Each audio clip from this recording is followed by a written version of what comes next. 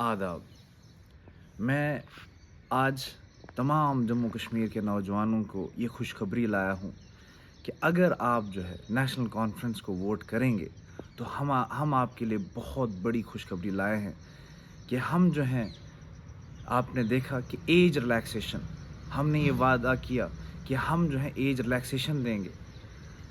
जैसे आपने देखा होगा पिछले 10 सालों में यहाँ पे कर्फ्यू लगाए गए, यहाँ पे इंटरनेट शटडाउन हुआ, यहाँ पे कोविड आए तो कम से कम हमारे 2 साल वेस्ट हुए।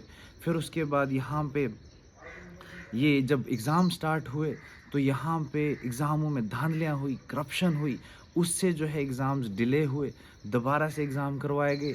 जो बेचारे ये बहुत सालों से मेहनत कर रहे थे, उनकी जो है वो ओवर एज हो गई। क्यों? और उसके ऊपर इन पिछली सरकारों ने क्या किया हुआ था कि ये एजेस कम कर दी थी। जैसे आपने देखा कि केएस की एज कम कर दी जनरल कैटेगरी वालों के लिए।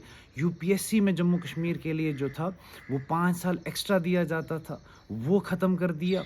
ये हालांकि बॉर्डर स्टेट होने के बावजूद, यहाँ पे डिस्टर्ब्ड एरिया होने के बावजूद हमें ये जो 5 ईयर एज रिलैक्सेशन होती थी ये ख़त्म कर दी।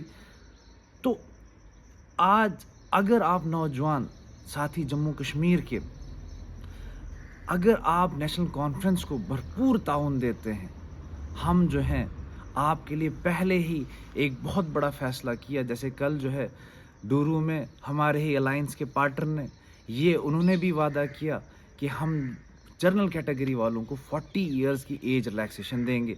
ये कोई नई बात नहीं हो रही, ये हरियाणा में भी हो रहा है, राजस्थान में भी हो रहा है, पंजाब में भी हो रहा है। तो हम सेम यहाँ पे भी जम्मू कश्मीर में लाएंगे, लेकिन ये तब पॉसिबल होगा जब आप नौजवान साथी अपना वोट जो है जम्मू कश्मीर में नेशनल कॉन्फ्रेंस के देंगे, तब ही ये मुमकिन है।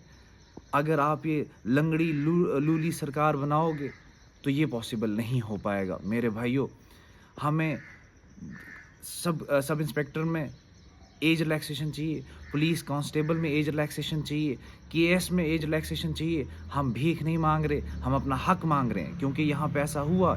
यहाँ पे आपने देखा, मैंने जैसे बताया, यहाँ पे कर्फ्यू लगे हुए, इंटरनेट शटडाउन्स हुए थे, यहाँ पे कोविड आया हुआ था, यहाँ पे धांधलियाँ हुई थी।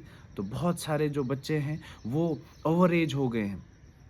प्लस मैं एक बात और कहना चाहूँगा कि आज का जो कि ये जो जम्मू कश्मीर के साथ भेदभाव हो रहा है कि यहाँ पे जो कॉन्ट्रैक्चुअल एम्प्लॉइज़ हैं, जैसे आपने देखा कि यहाँ पे ये जो असिस्टेंट प्रोफेसर्स लगते हैं उसके एकेडमिक अरेंजमेंट के बेसिस पे, उसके बाद यहाँ पे लेक्चरर्स लगते हैं क्लस्टर यूनिवर्सिटी के बेसिस पे, तो उनकी सैलरीज बहुत कम है। हालांकि दूसरी यूनियन टेरिटरीज़ में लद्दाख में 57,000 सैलरीज़ है, हमारे यहाँ पे 28 या 25,000 सैलरीज़ हैं, और कुछ को तो सुनने में आया कि 13,000 सैलरीज़ हैं। तो ये भी पहले तो हम ये कॉन्ट्रैक्चुअल सिस्टम ही ख़त्म कर देंगे। हमने ये भी किया, वादा बंद है हम कि 180 डेज़ में हम परमानेंट जो है वो वैकेंसीज़ जो हैं वो निकालेंगे और उनका प्रोसेस जो है भरने का वो शुरू कर देंगे। तो पहले तो हम ये कॉन्ट्रैक्चुअल सिस्टम ही ख़त्म कर देंगे, उसके बाद और जो सैलरीज़ का जो डिस्क्रिमिनेशन है ये पूरा कर देंगे। लेकिन ये तभी पॉसिबल है मेरे भाइयों, अगर आप नौजवान साथी अपना वोट सोच समझ के दें। बस मेरी यही अपील थी आज। फिर मुलाकात होगी। आदाब।